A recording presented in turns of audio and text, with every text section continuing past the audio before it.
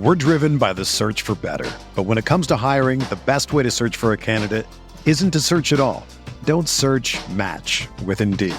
Indeed is your matching and hiring platform with over 350 million global monthly visitors, according to Indeed data, and a matching engine that helps you find quality candidates fast.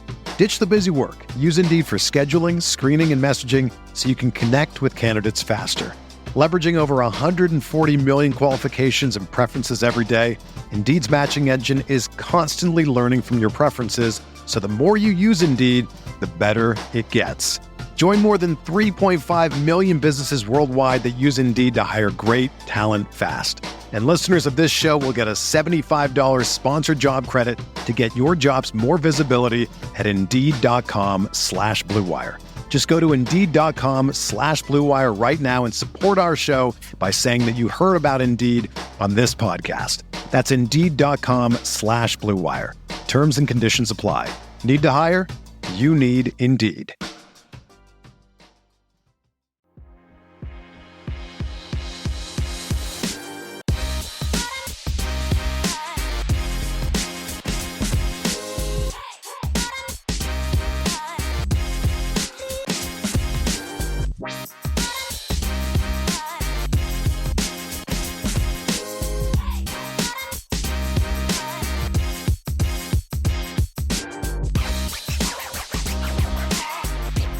And welcome back to another episode of the Golden Bear Cast, a part of Blue Wire Podcast Network.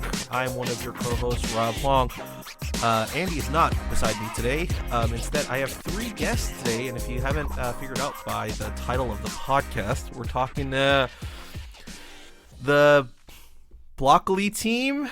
I don't know what to call you guys, but we have Angela, Christian, and Albert here joining me today. Thank you guys for joining to talk about this pretty awesome, if I'm as a gamer myself, this pretty awesome project that you guys have done over like the last, I'd say about a year, right? A little over a year maybe. And so yeah, we're gonna talk through that. And yeah, so let's if I can get you to intro yourself to the listeners. We'll start with Christian, and I'll just work around the screen.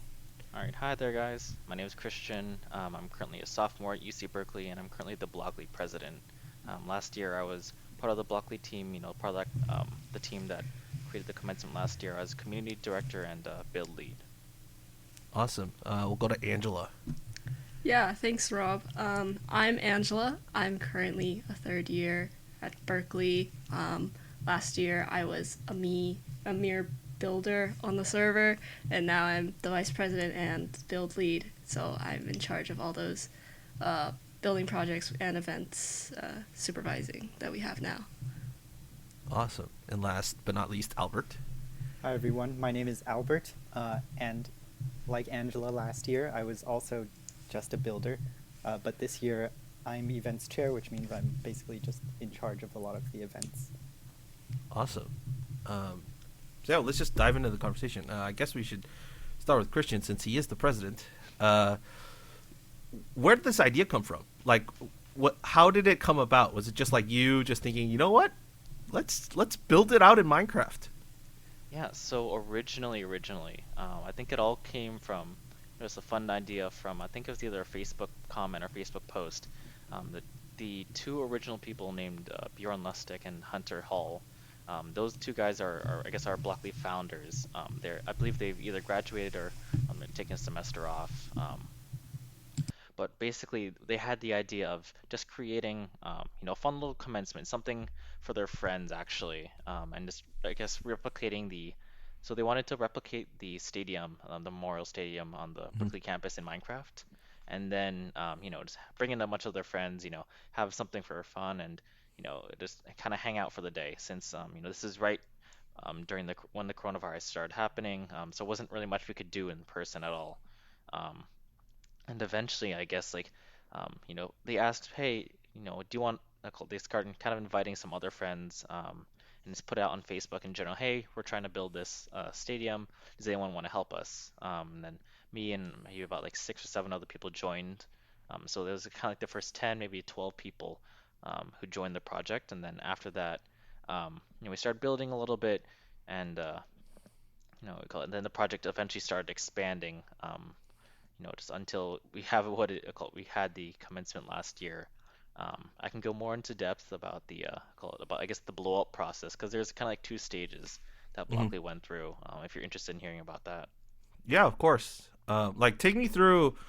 I mean, because you talked about the initial project, which was just the stadium and trying to figure out commencement, but then it expanded into basically building out the entire campus, right? Yeah. So, and by the time, I mean, you guys didn't really have a timeline, but then had to get on a timeline because you had to kind of match it up with the commencement ceremony timeline.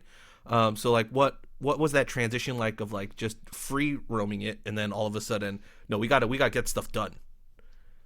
Yeah, so originally, like I said earlier, there's only maybe like 12 of us max. I think I guess I'll call the first stage like I guess early Blockley. So that was just kind of us having fun, and we created the stadium, and then afterwards, some of the builders they're like, hey, maybe I want to build about a few buildings outside of campus or outside of the stadium. The International House, Hmm. the adjacent field. Unfortunately, I forgot the name of it. Um, and then eventually, we started, you call it, people just started building more and more of the campus. And eventually, we're like, hey, why not maybe build the entire campus? So we took a few renders of using a Minecraft shader pack, which, if you're not familiar with Hmm. Minecraft, for the listeners, basically a shader pack is it. So Minecraft itself doesn't have great shadow effects. So adding a shader pack makes it a lot more realistic and a lot more aesthetic to look at. So we put this on Facebook, called the first Facebook post that we put on there. We weren't expecting much because we didn't get much traction originally. But this post, I think it was on around like mid-April, so a little bit before where we are right now.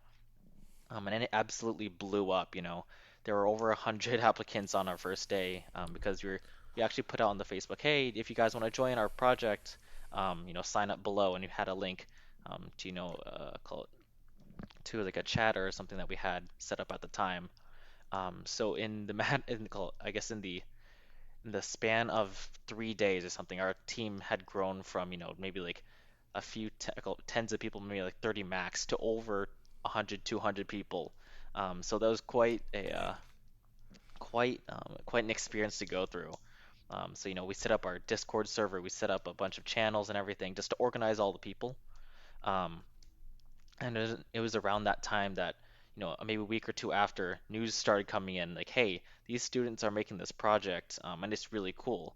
This is some way that, despite the coronavirus, people are, trying to bring a little bit of happiness into the world, trying to make things feel a little bit better, and, experience a commencement that um, people might not be able to experience in real life. So that's maybe a week or two after. News stations have started popping up. I think we interviewed with like KQED Hmm. first, and then eventually we got called the bigger news stations. ABC, or called CNN. I think our founder Bjorn, he actually got on Yahoo Finance for a small segment there for one time. Um, but yeah, after that Facebook post, it kind of blew up, and Blockley eventually became something big. And we knew at that time that's when we needed to knock to structure things to be I guess more organized than kind of like the just free flow team that we had before. So Hmm. at that time, we set up a timeline, for the build, and getting together all the potential speakers and whatnot. The university actually reached out to us. They're like, hey, we saw what you guys are doing. We want to be a part of it. We want to be involved. And eventually it came to fruition of what you saw last year in May for the Blockley 2020 commencement. I mean, I guess the follow up to that would be what was that feeling like when the university like is basically acknowledging that you guys are doing like an awesome thing that we want to kind of piggyback and get on, right, to for on behalf of their students. Yeah, so I guess it was very, very surreal. We were a small group of students who we didn't even think this could become as big as it has currently become. I think in one of our team members, there was like, yeah, every time that something big came up, we got contacted by maybe the news group, or someone posted on Facebook, or we got on social media somewhere. We thought that'd be the big news, but maybe a few days week later or a week later, something even bigger would happen, right? Um, so I mean, the university reaching out to us, that was just quite surprising, honestly.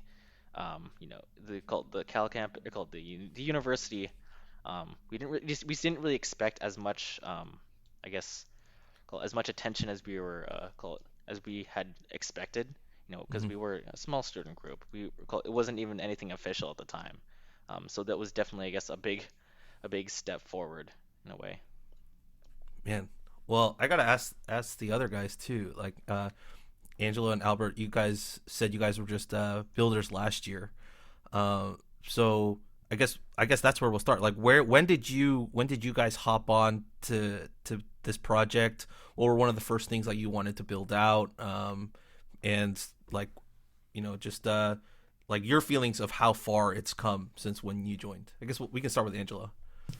Yeah, sure. So I applied, I think, March or April, and I'm an architecture major. So my application was basically, I want to help build Worcester, which is where our department, yeah. or sorry, Bauer Worcester Hall, which is where my department is, because I wanted to recreate like the feelings I had in that building. Um, so I wanted to work on like the auditorium and the library of those spaces, because a lot of the campus was like already kind of, the exteriors were built when I joined, and then I started working on downtown, and I really missed like the boba places in Berkeley.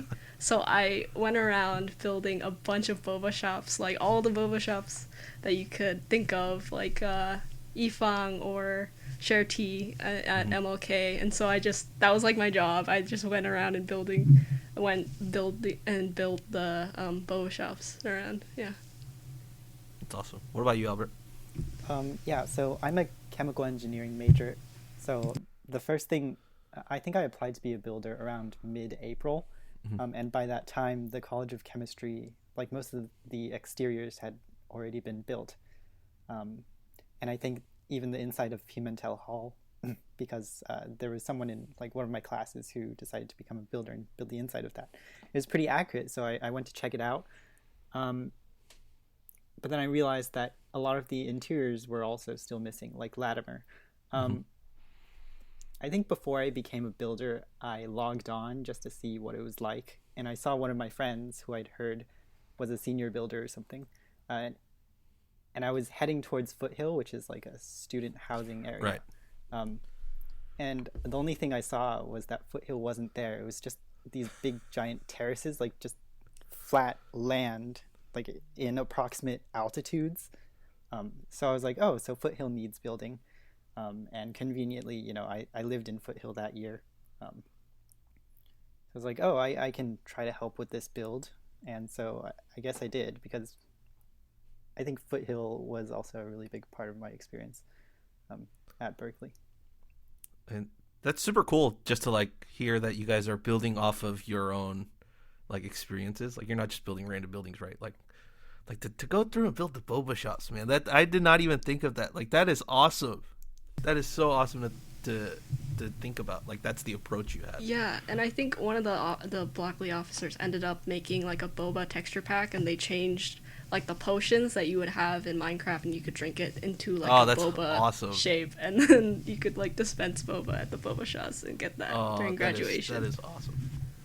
I mean, what about the creation process? Like, how much reference do you guys use? Like, do you guys just use photos or your own recollection, or have you gotten like actual blueprints that you're able to use and build off of? Like, what's the reference point when you guys are creating these buildings? I think I was a little bit part of this during the early stages. So I realized that a lot of the interiors of COC hadn't been built, even though the buildings were, the correct approximate altitude. So I actually asked the head GSI of my Gen Chem class if he had, any photos or references of the interiors of any of the COC buildings.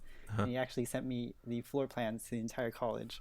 And I thought that was really sweet, because that meant I could build, the interior of Pimentel to a greater accuracy, maybe put in a bathroom. And the lower floors, there's this giant labyrinth of random little labs inside inside COC, like under Hildebrand.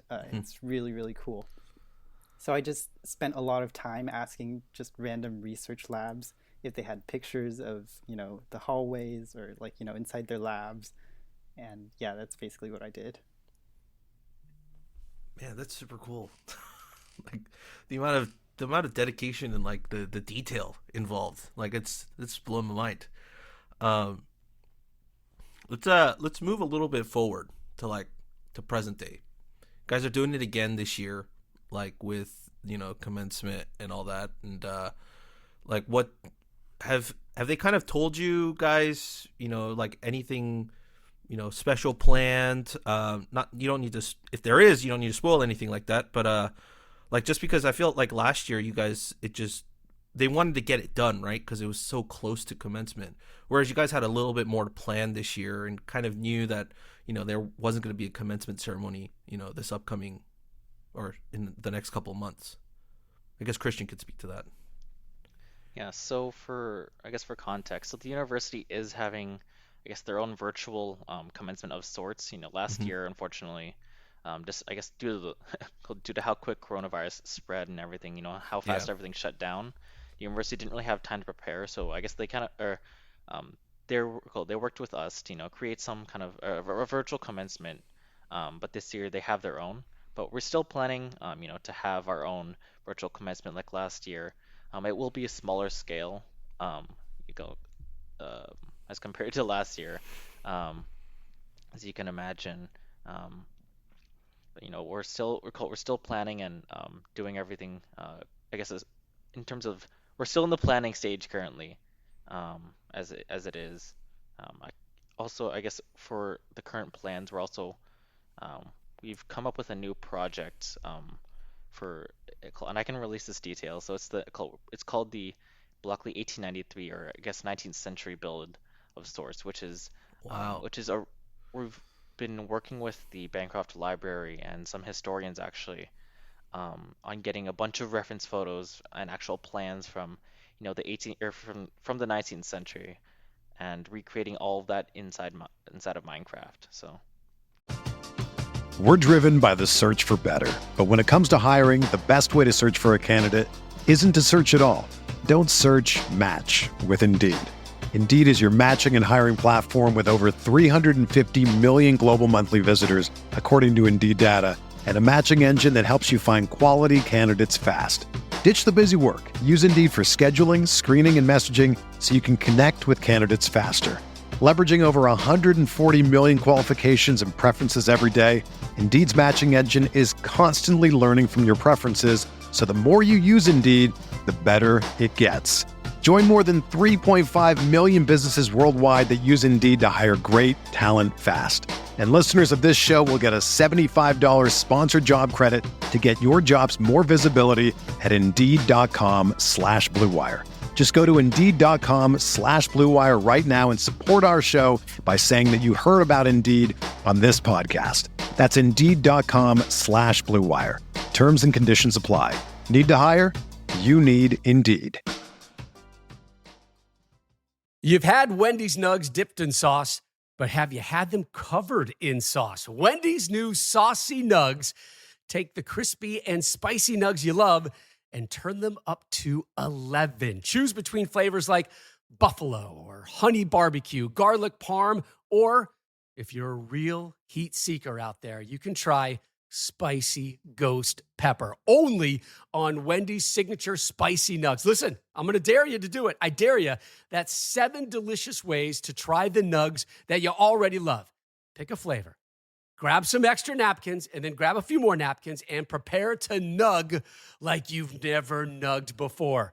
For a whole new way to nug, it's got to be Wendy's at participating U.S. Wendy's. Yeah, I mean, that's kind of the question I was going to follow up with, was just, you guys built out the campus as it is. Like, unless there's new buildings that go up within the next few months, like you're kind of nearing the end of the current lookout of what campus looks like. And I was going to ask, like, what, future goals you guys have set for yourself. And clearly you guys do.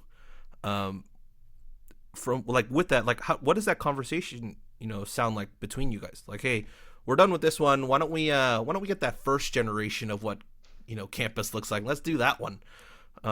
Like, how does those planning stages work? And is there like a longer, bigger roadmap, for the next few years?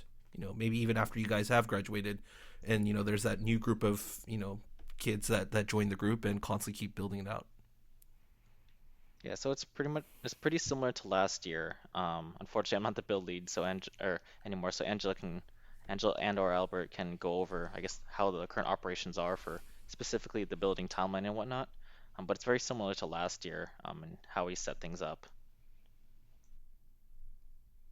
Angela or Albert, you wanna speak to that, or Yeah, sure.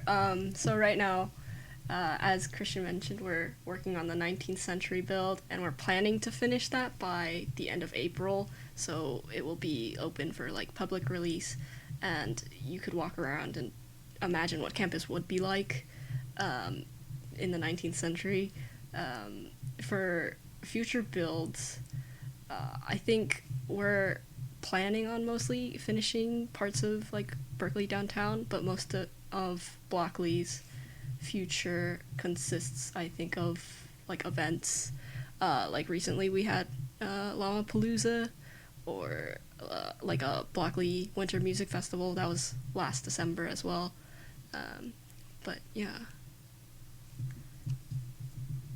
Yeah, I don't know how future years are going to look. I think it would be nice if we, could host a commencement every year. I think, was it Berkeley High School? I think they contacted us about hosting their graduation also on Blockley. So I think, it wouldn't hurt to expand outside of campus, maybe the entire city of Berkeley, just so that people who live in the Bay Area can have a place to gather online in Minecraft. It's always fun. That's cool to hear. I mean, if you guys had the unlimited amount of time and unlimited amount of resources, like, how far would you want this to be built out? Like, is it like would you like go all the way across the Bay Bridge, like go all the way to San Francisco, like maybe go all the way down to San Jose? Like, how far would you want this current map to go? I mean, that's that's a $1 million question. I guess it's a matter of how motivated are people to build, and because large scale Minecraft builds like that they take a lot of time and a lot of dedication. Yeah. And I'd say it's possible, over the course of many years, maybe Blockley could expand into the Bay. I guess it would be cool to have it feature, like the Bay, at least moving Berkeley all the way to the Bay, so you have that bayfront view and the world, and you'll be able to see, maybe across the Bay we'll have like some kind of like faux San Francisco or something that you'll be able to view from the coastline. But yeah, I guess it's a matter of our capabilities at whatever given time. I have some fun questions that actually some of the writers from the site wanted me to ask you guys, just because you guys are students there too. And we can go around and you guys can give me all of your answers. But the first one is what place, like, if you could pick one spot that you built or someone else built that is just like a place of comfort for you on campus, like, where is that? Like, it can be anything. It could be the best place you take a nap at, like your favorite restaurant, wherever it is. Like, where's that one spot that, like, if you hop into the map, like, you always have to kind of go and, just look at on your screen for a little bit? Oh, they're thinking.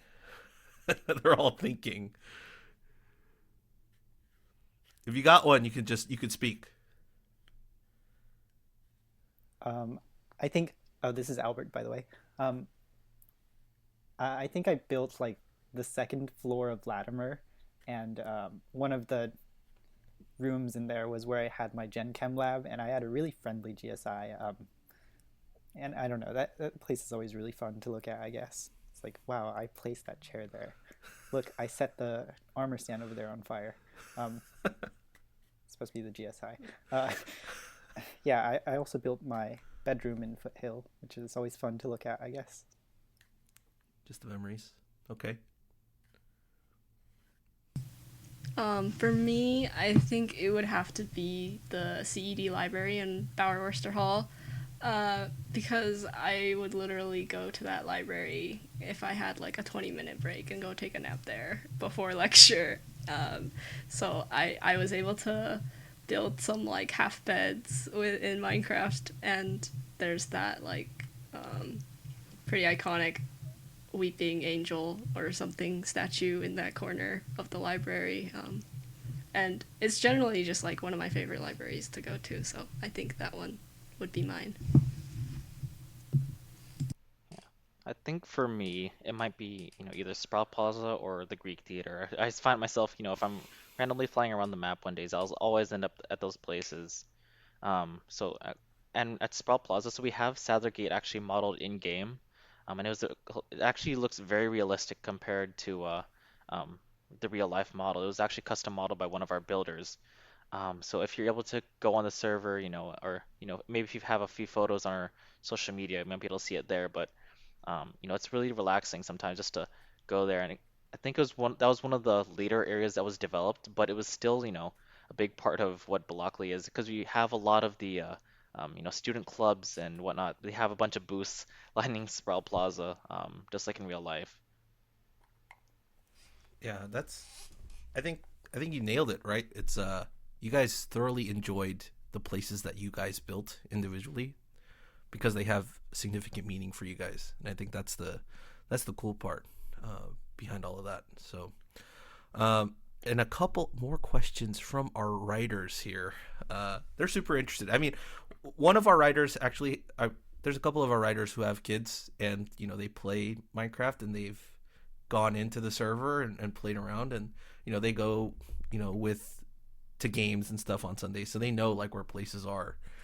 So it's super cool to see them. But basically, they're asking, how like is it just the students that are participating in this build, or are there like broader community members like that have asked if they could help out with it?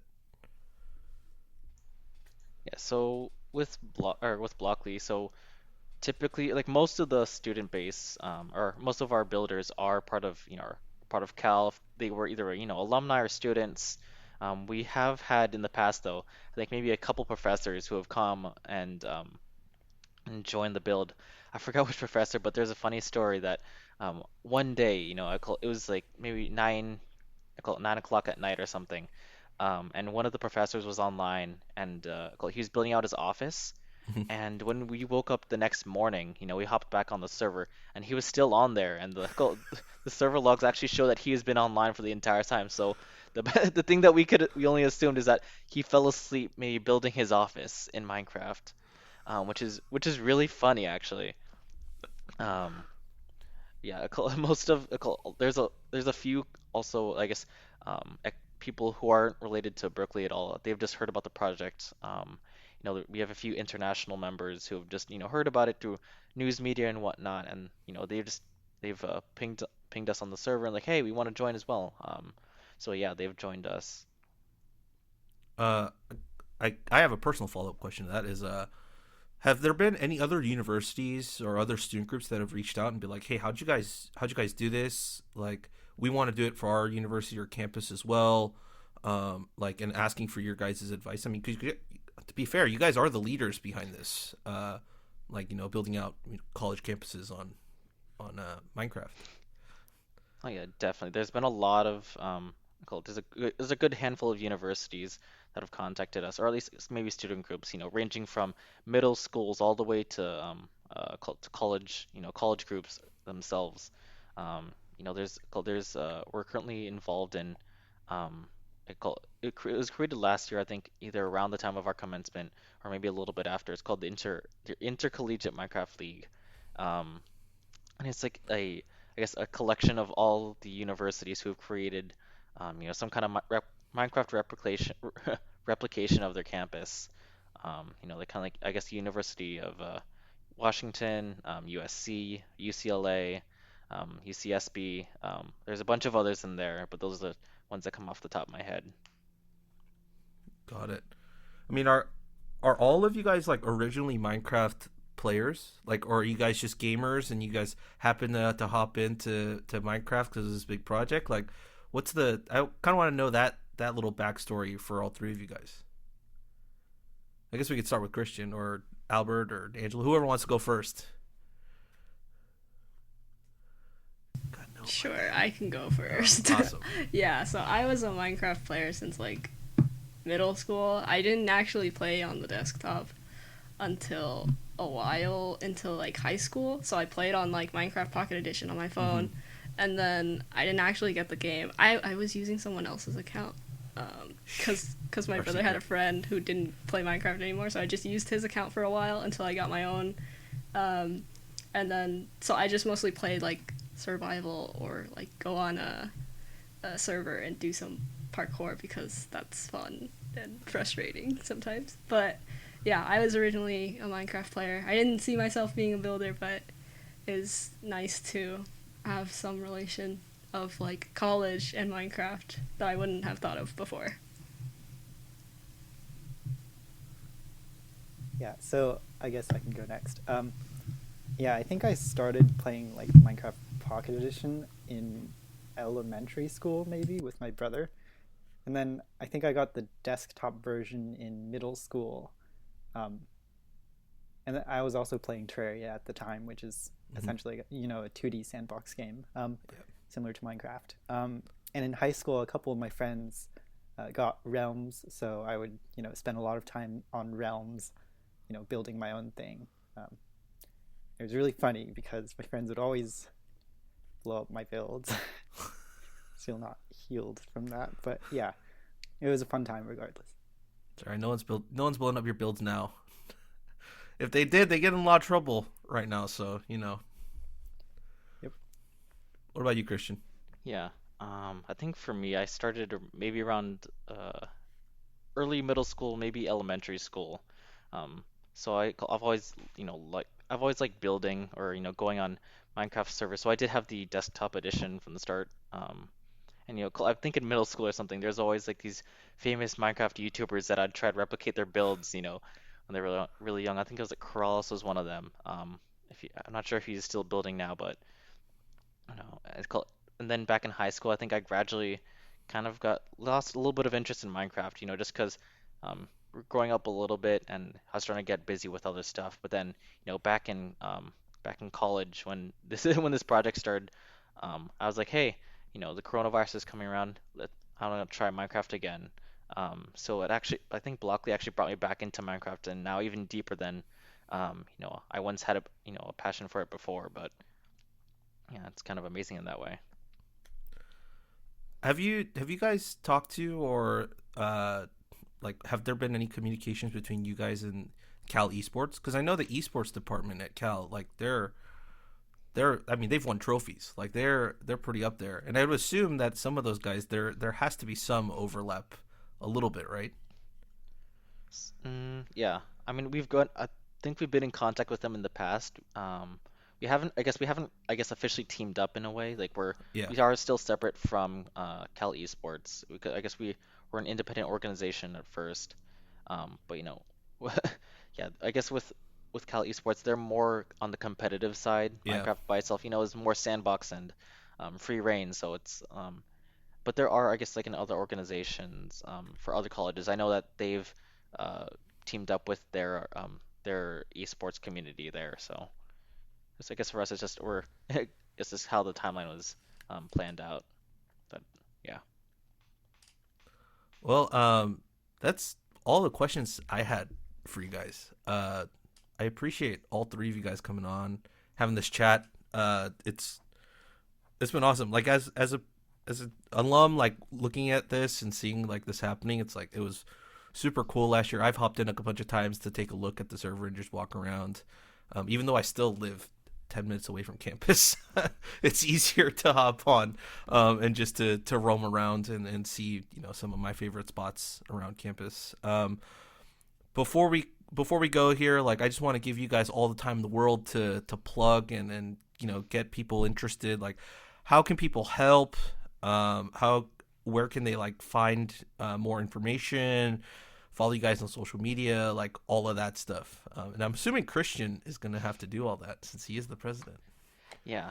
So all our social media, all of our contacts and whatnot, you can find them all on our website, blockeley.com.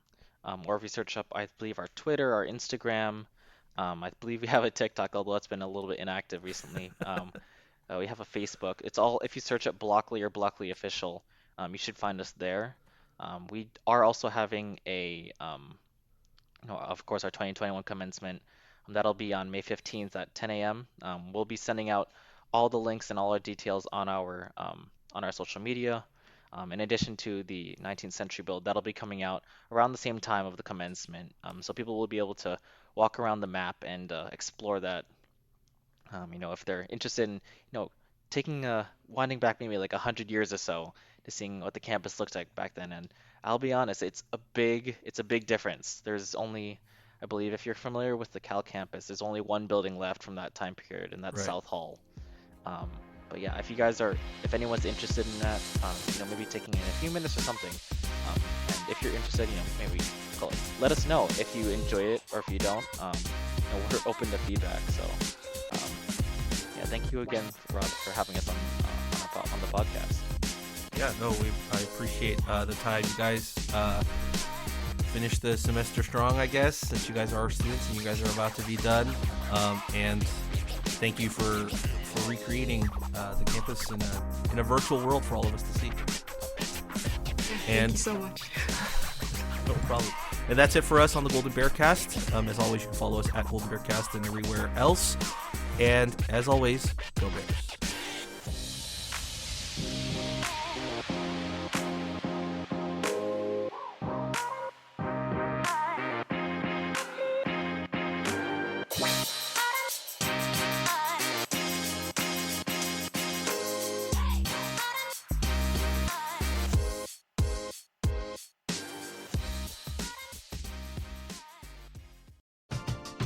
We're driven by the search for better. But when it comes to hiring, the best way to search for a candidate isn't to search at all. Don't search, match with Indeed. Indeed is your matching and hiring platform with over 350 million global monthly visitors, according to Indeed data, and a matching engine that helps you find quality candidates fast. Ditch the busy work. Use Indeed for scheduling, screening, and messaging so you can connect with candidates faster. Leveraging over 140 million qualifications and preferences every day, Indeed's matching engine is constantly learning from your preferences, so the more you use Indeed, the better it gets. Join more than 3.5 million businesses worldwide that use Indeed to hire great talent fast. And listeners of this show will get a $75 sponsored job credit to get your jobs more visibility at Indeed.com/Blue Wire.